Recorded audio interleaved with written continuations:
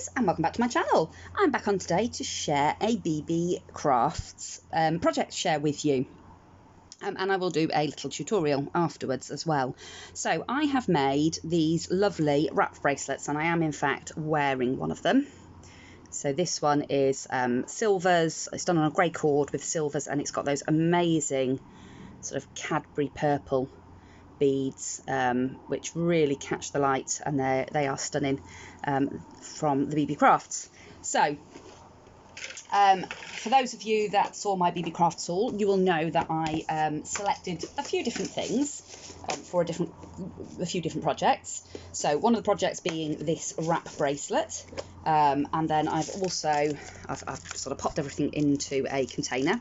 So you can see these are the purple beads, and the camera just doesn't do them justice. My friend came around the other day and I showed her the beads, and she was wowed by how beautiful and how vibrant the colour is. She said she'd seen the video, and she said you just didn't see from the video just quite how stunning the beads are, and they are just really phenomenal.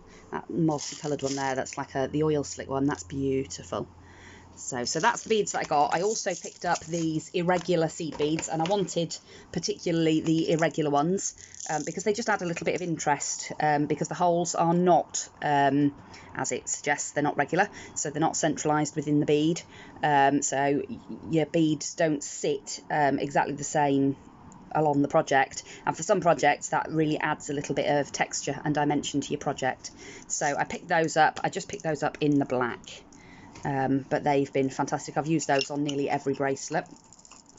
And I also picked up some of these connectors for when I do Kumihimo bracelets, but also I've got another idea in mind for those too. So keep watching for that one. So these bracelets are, as I said, wrap bracelets. So they are, it's a long bracelet. Let's undo this one and show you. This is my favourite one. I wear this one all the time. You probably have already seen a sneak peek of this for the eagle-eyed of you. I've been wearing this on some of my videos because I've not been taking it off because I love it. So when you braid it or knot it, it's one long continuous strand, and then you wrap that around your wrist and do it up at the other end with this little loop and button. So that's the bracelet, and obviously you can use any beads at all. Smaller beads tend to work better with this one, although on these ones I have used some slightly bigger. I think they're 4mm, they're 6mm. They probably 4 by 6, those ones. So you can use slightly larger beads, but I found that it's nice to have a little bit of a mixture, but you do want some smaller beads in there for this project, and obviously lots and lots of cord to knot with. So I will show you how I made this bracelet. Now I did see this was inspired by another video, and I cannot for the life of me remember who it was. If I remember, I will link it. But I used to make these all the time as a kid. I used to sit and make these and friendship bracelets all the time. So when I saw it, I was like, oh yes, I've got to make those again. It's been years since I've made them. So to make it, you're going to need some scissors. You're going to need some sort of cord. Now I've got this Chinese knotting cord out of my stash. You can get lots of different types. This is a 0.8mm, just a Chinese knotting cord. Obviously this one's in a goldy colour. I've got lots of different colours of it, but you can use anything. You could do this with embroidery thread. You could do it with anything really, but I find that this works really nicely, and like I say, I've got a lot of it, so might as well use it. So I find that I tend to start with 22 feet of it.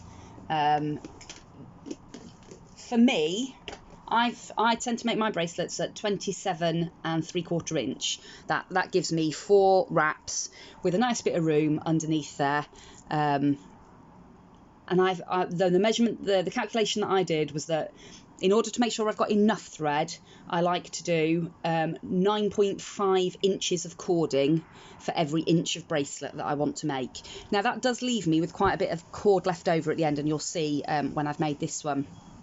But for me, that's preferable because I don't want to get to the end and not quite have enough cord in to do the loop or something. So I'd rather waste a bit of cord.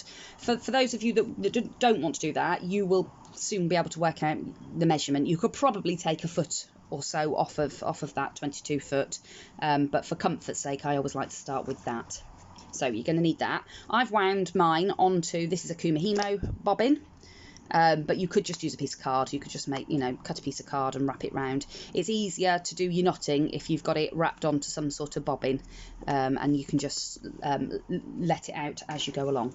And obviously you are going to need some beads. So I'm making this one for my younger daughter, and this is the selection of beads that she picked. Now you can use as many or as a few beads as you want.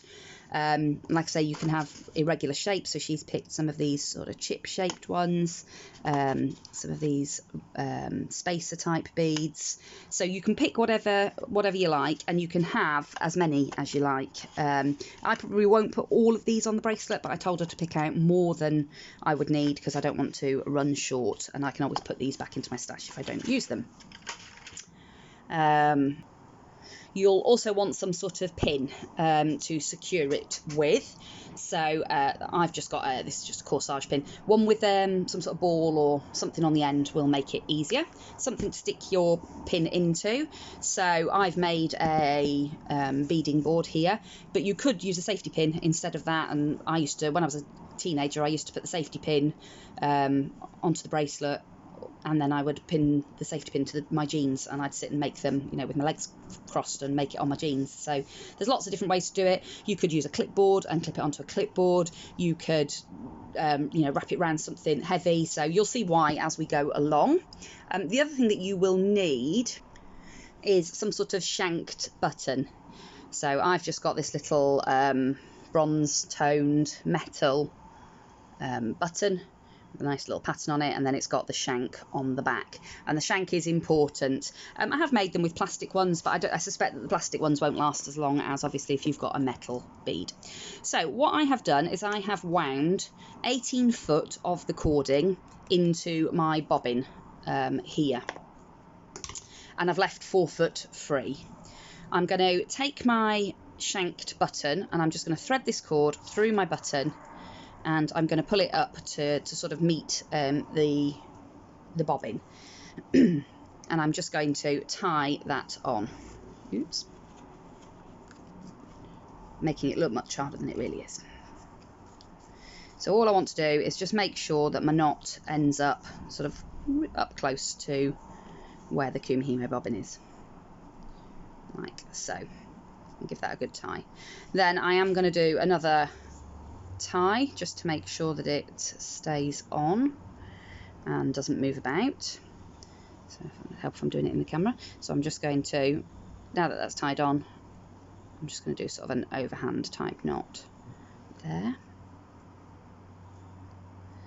and pull that again, making sure that the knot ends up right up close to the shank of your button.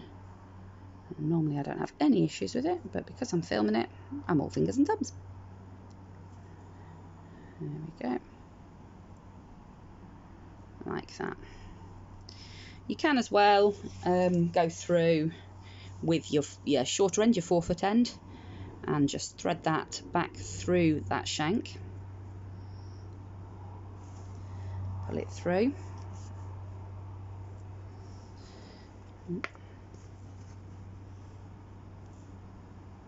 So, and again just tie another overhand knot, and that will just make sure that it's really secure and sort of going to stay in place. And obviously you can do that, as many or as few times as you like until you've got your button feeling as secure as you like it.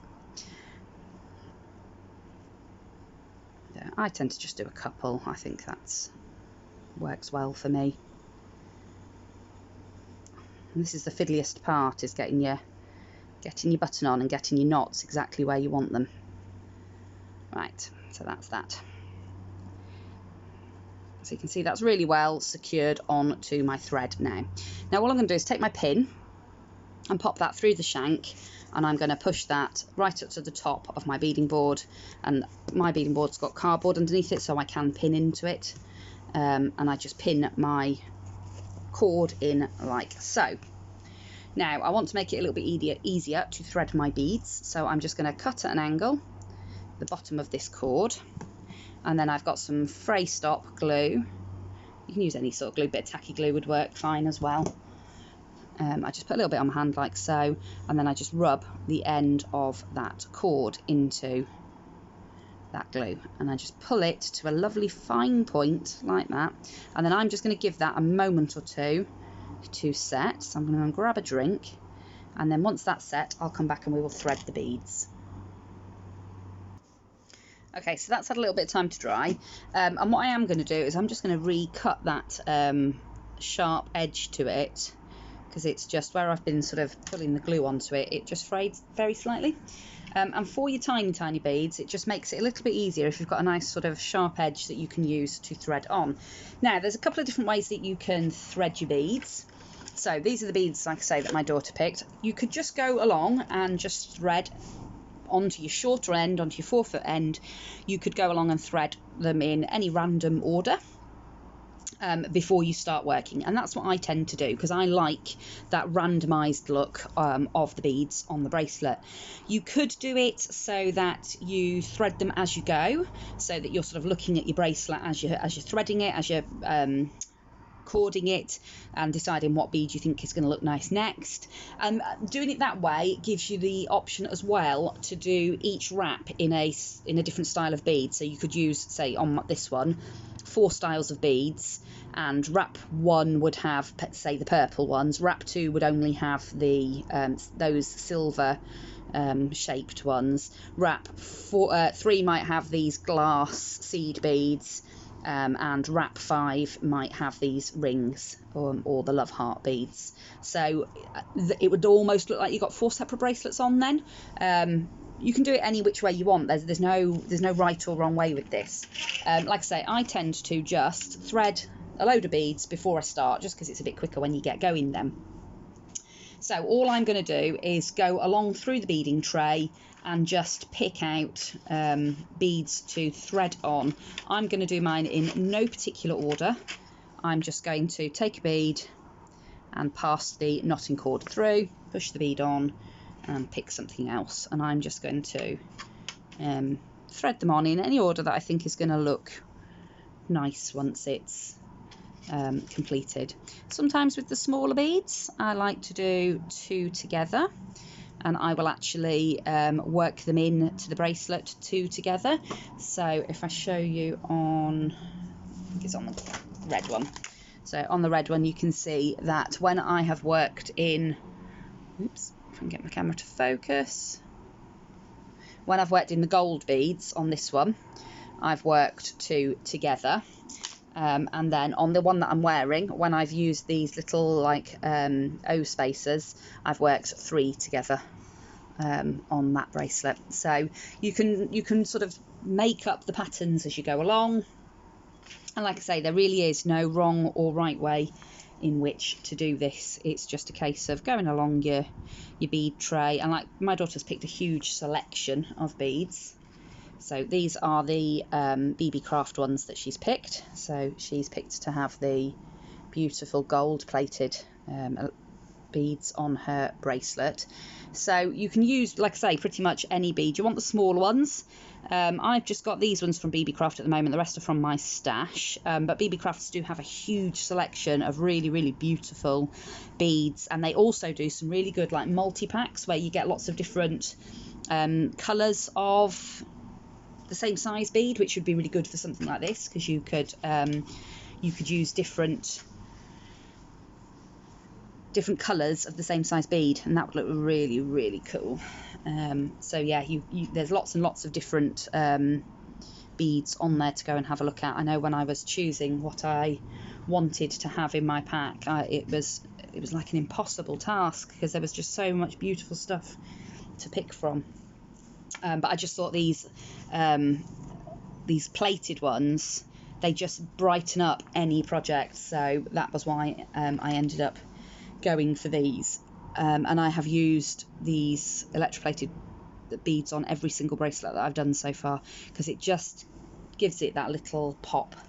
And I've also used the black seed beads on a lot of them as well. I think, in fact, I think this one and the one I'm wearing are the only ones that won't have the black seed beads on. But to be fair, if I'd got those seed beads in another colour, so if I'd got a grey or a white or you know, maybe a green or something, I would have used those, because I really like the irregular shape. I think it really adds to the project. So I'm going to just thread all of this up, because I'm sure you don't want to sit and watch me threading beads onto a piece of string. I'm sure you know how to do that, and I will meet you back once I am ready. Okay, as you can see, I have threaded on a selection of the beads that my daughter picked. I may or may not use all of those. If I don't use them, I can just take them off at the end. If I get towards the end of the bracelet and think, actually, I want a few more, then I can just add some more on. So you don't need to get this number of beads right straight from the start, because it's just all done by eye, and it's, you'll pop a bead in at you know, at the point at which you think a bead is going to look nice. I'm now just taking the end of this 4-foot end, and I'm just threading on a stopper bead. This can be any bead, it could be a bead out of the selection that you're using. It's just to stop all the beads falling off the end of the thread. So all I'm doing is tying that on nice and tight onto the end of that 4-foot thread, so all of these beads can now just be pulled down towards the end of that thread there, and they're not going to fall off. They're held on with that stopper bead. So we're now ready to start the bracelet. So we've got our 18-foot on our cord, we've got our 4-foot end over to the left here with all of our beads on it, and what we're going to do to start with is we're going to pull a bead all the way up to meet the shank of that button right at the top there. Okay, I like now to secure this left hand thread, the short thread. I like to get that so it's quite taut, and I wrap it under my beading board and just sort of pull the beads off to the side there. So let me now zoom you in so that you can see exactly what I'm doing, if I can do it. Okay, so you can see here I've got the shanked bead button. I've pulled my first bead right up to the top, and I've now got my thread. So this is my bobbin, obviously, and what I'm going to do is, I'll try and get it so that you can actually see what I'm doing. I'm going to take the bobbin thread over the short thread, so it's gone over in the shape of a 4 there. I'm then going to tuck that bobbin under the short thread so that it's now sat in the middle of all the threads like that, and I'm then going to pull it over on itself like that and bring it all the way up to meet the bead, and pull that quite tight so that the bead is now secured in place. So if I just go the other way, zoom back out a little bit so I can show you that again. So taking the bobbin thread over the short thread, under the short thread into the middle, and then back over the bobbin thread, pulling that, and then you're going to pull that up to meet the bead like so. Now, in order to get this spiral effect that you can see on this bracelet between your beads, you need to follow where the thread's going. The thread naturally wants to make that spiral. However, if you don't follow the spiral, you just end up with all of your cording down the one side. So I do a 2 to 3 sort of twists between each bead. That's just what I like the look of. But there is, again, no right or wrong way to do this. You can do as much or as little cording between your beads as you like. Your cording is done the same way every time. Over the 4-foot thread, under it, into the middle, and then back over your bobbin thread. But as you can see, I'm pulling that thread in the direction of the twist. My thread is now sat over here because that's naturally where it wanted to go. To bring it into the twist, I'm going to pull it under the short thread and just pull it sort of back over to the right, and I'm just going to start my process again. So I'm now going to take my bobbin thread over the 4-foot, under to the middle, back over itself, over the bobbin thread, and I'm going to pull that, and then I'm going to pull it up to meet the cording that's there. But now I'm pulling off to the right because I'm bringing the spiral back round. So it's going to go right to left, you're going to pull it under, and then you're going to cord it right to left again. So again, if I thread that and pull that up to meet itself, it's becoming a bit more central. Over, under, over, pulling my cord. My cord is now starting to come more towards the right. I've probably got one more before I've got to pull it under. So now I'm going to pull my cord all the way up towards the right here. Just make it look tidy. And now my cord's over to the right, so I need to bring it back under itself, back under that 4-foot thread over to here. And I've got 2 twists started on here now. So you can put your beads in at any point. Obviously, the longer that the more cording that you get, the more of the pretty twists that you get, but the less beads that you get. So it just depends on the look that you're going for. I think on this one I'm going to put more beads on, so I'm now going to pull a bead up into place. So all I'm going to do is loose off that 4-foot thread from under my board. So there we go, I'll just bring you back out. So I've just loosed the thread off, and I'm just going to get the next bead off of that string, and I'm going to pull it up and into place. Again, I'm going to secure my thread under my board so that I've got a little bit of tautness there. It just makes it easier to work with.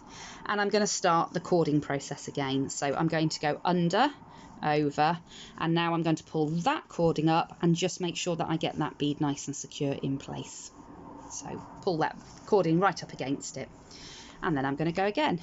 And I'm going to do my cording again until I get enough twists in and I'm at a point where I would like to pull another bead in. And like I say, there's no pattern, there's no rhyme, there's no reason. You do this however you want to do it, so that your bracelet ends up looking the way that you want it to look.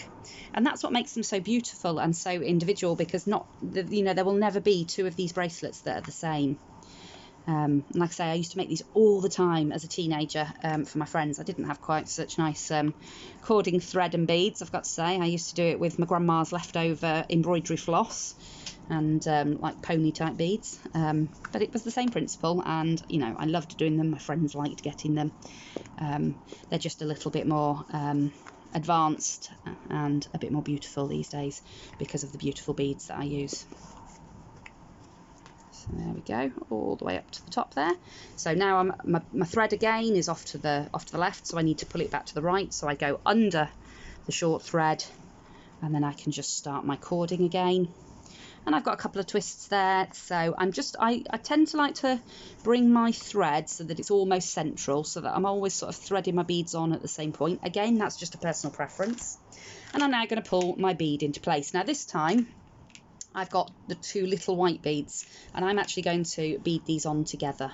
And in order to do that, I'm just going to pull both beads up at the same time, so that I've now got 2 beads sat there.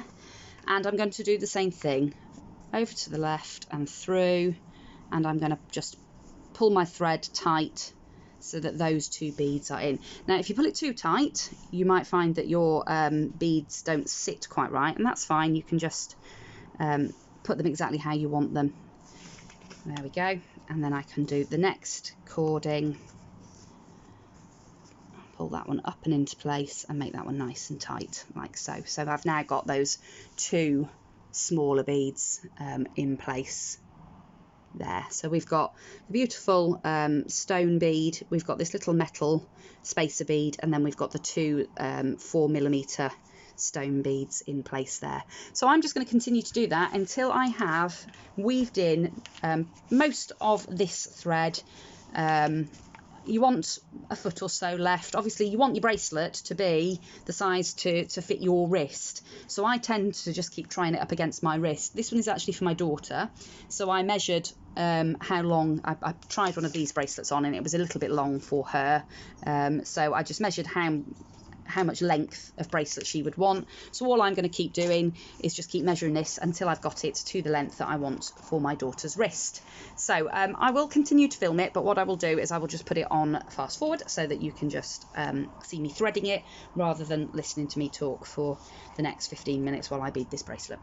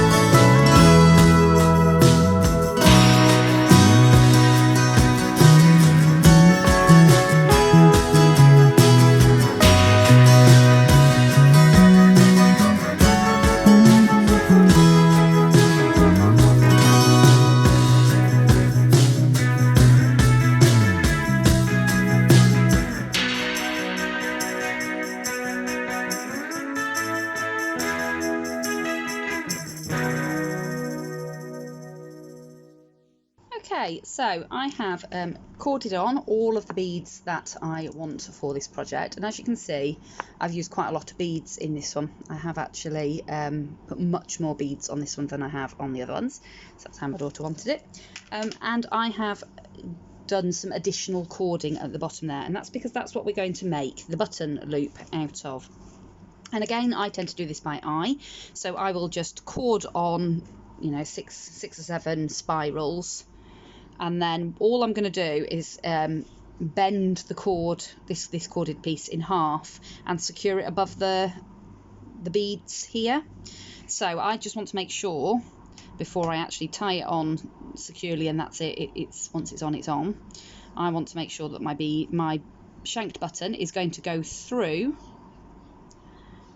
the hole, but also that when it's tied, it's not going to accidentally come back through, because obviously you don't want your bracelet to be unravelling off your wrist every 5 minutes. And I think that that's about right for this button. So in order to create the loop, it's very, very simple. All I'm going to do, just turning my board around so that you can hopefully see a bit better. I think I need to make another board with a lighter backing fabric. Okay, so all I'm going to do is take the threads. So I've got the 4-foot thread, which has now got no beads on it. I have beaded on every bead that was on there. In fact, I had to get some extras, as I'm sure you saw part way through the video. So I'm just going to take that stopper bead off now, because I obviously don't need it anymore. And then I've got my the other end that has still got quite a bit of cord on it, so I'm going to leave that on the bobbin just to make this bit easier, but obviously I could probably have done this with a foot, maybe even 2 foot less cord than I wound out, but like I say, I'd rather have too much than not enough. So all I'm going to do is bend my cord over down to those top beads, and I'm going to put one thread one side of the bead and one thread the other side of the bead, and then I'm just going to tie a knot, just keeping that knot just above those beads, and I'm going to pull that really tight. And then I'm going to pop just a tiny little bit of glue. I've just got this GS Hypo Cement. I'm just going to put a tiny little blob of that. If anybody's got this glue, do not squeeze the tube. The glue comes out on its own, particularly when it's new, without having to squeeze the tube. So yeah, I made that mistake. Glue everywhere. Okay, and then I'm going to tie another knot. I'm going to squeeze all that glue into that knot, which will just help to stop it from coming apart. And then I'm just taking any excess off with a baby wipe. And give that another really good pull, really tight. So I've now made that cute little loop there for the button to go through. So I can now snip off that bobbin, and as you can see, there's quite a bit of cord still left on that. I'll find something to do with it. I won't throw it away. Like I say, there's probably 1.5 foot there. Let's have a look.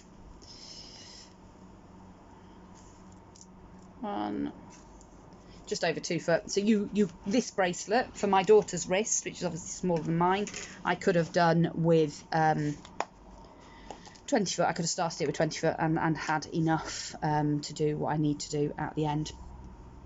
But the thing with it is, you sometimes don't know until you've got to the end how much you're going to need.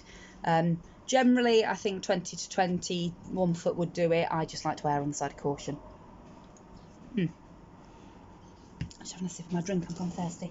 Okay, so now I just want to put some beads on the end to make the little dangles. So I'll just grab those beads. Okay, I'm just going to finish this off with these tiny little beads here, which are in the bracelet. So it's the little gold-plated ones that I got from Beebeecraft. So I'm just going to thread one of those on, and then one of these white ones on. Doesn't matter which cord you thread this on, because you're going to do the same thing on both cords. I'm going to pop those up towards the top of where I've just made my loop, and I'm just going to tie a knot. And I just want my knot to sort of be where I want my beads to hang. because obviously it's the knot that's going to stop these beads from falling off. So I'm just pulling that up. There we go. And again, you can make this a double knot, just to give you that added surety that the bead isn't going to fall off. There we go. And again, you can put a little bit of the glue just in amongst those threads.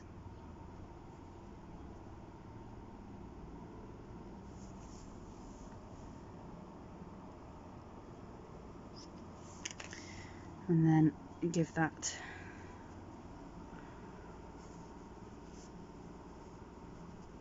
a nice pull. There we go. And then I'm going to sort of cut that thread about there, and then you can use a thread burner, or I just use a lighter. Just take the lighter and just catch the ends just gently, just to singe the end of that, because it's nylon, it'll catch. If there's any of that you don't like, if it creates, I've created a bit of a bubble because I've melted a bit too much, you can just trim that off, or you can just trim the whole thing off and light it again, doesn't matter. So then I'm just going to thread on the other two, and I'm going to do these two the opposite way round, just because I fancy it. So I might need to just make a little, because this hasn't got the glue on it to make it a bit stiffer, so I'm just going to cut it into a little point, because that always makes it a bit easier to thread the beads. I might just need to get my poker tool on this bead, bear with. There we go, I've threaded them on now, and I'm going to do exactly the same thing with this one. I'm just going to tie it off, and then again I'm just going to singe the ends on that one. So that's it, that's the bracelet completed, just with the little pretty shank button on the end there. And like I say, this one's got a lot more beads than the others, so if we put this up against the other ones that we've done, it won't wind round quite as many times because it's smaller, because it's for my little girl. So I'll just put the beads on like that, and you can see, oops, get them buttoned up, there you go. So you can sort of see that that one's got a lot more beads on it than the others, and they're quite a lot bigger, these beads actually, but it still works perfectly well. It still looks really, really beautiful. If anything, I think that might be my favourite one I've done yet, although I do like the little owl shank button that I've got on this fella here. So yeah, they are absolutely beautiful. So I would like to give you the chance to win one of these bracelets. I will make one personally for you. All you've got to do if you want to be entered is go over to the Beebeecraft website. I will leave a link to that in the description box below this video. Have a look at what beads they've got, and just come back and tell me which is your favourite beads, and also your wrist measurement. And if you can start your comment with wrist and then the size of your wrist, just measure around your wrist for me, and then tell me what beads you like, then I'll know that you want to be entered in, and it will be easier for the comment picker to pick out those people that have entered. So that's it from me for now. I hope you enjoyed this look at what I've created with my Beebeecraft's beads, and a sort of process video as well. I will see you all again very, very soon in another crafty video. Bye for now.